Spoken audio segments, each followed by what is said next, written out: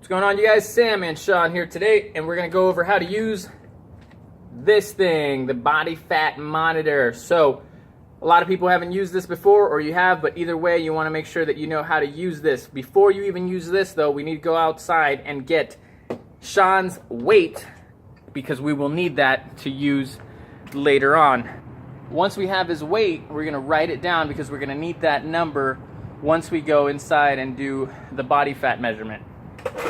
Once I have the weight, now I'm going to turn this on and input other information. You should have already written this down, but if you haven't, you can ask the client as it comes up on the body fat monitor.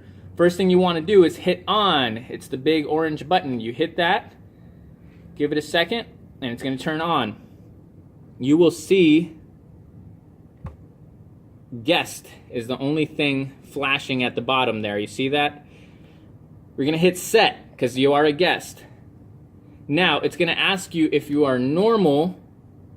You see that flashing?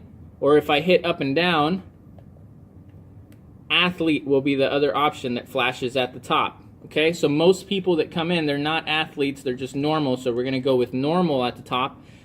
And every time you want to move to the next screen, it's not start, it's actually set. The set button right in the middle is the one that sets that and moves on to the next topic that we have to go over. So now we have to go over height.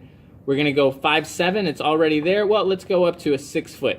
So we're going to move up. If you can see there, I'm moving it up, up, up, up, up. 6. It also has quarters and halves. So I can go 6 1/4, 6 1/2. So we're going to go 6 1/2. You set it, and then you answer the next question. Weight. We're going to say 1. And you can just hold up, or you can go down.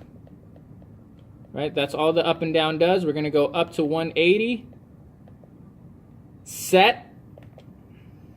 Age, right? So again, you should know the age. If not, sir, what is your age? He's 45. So we're going to go up to 45. Set. Now, we want to put male or female. So you see there, I can switch it up and down, male to female, under sex.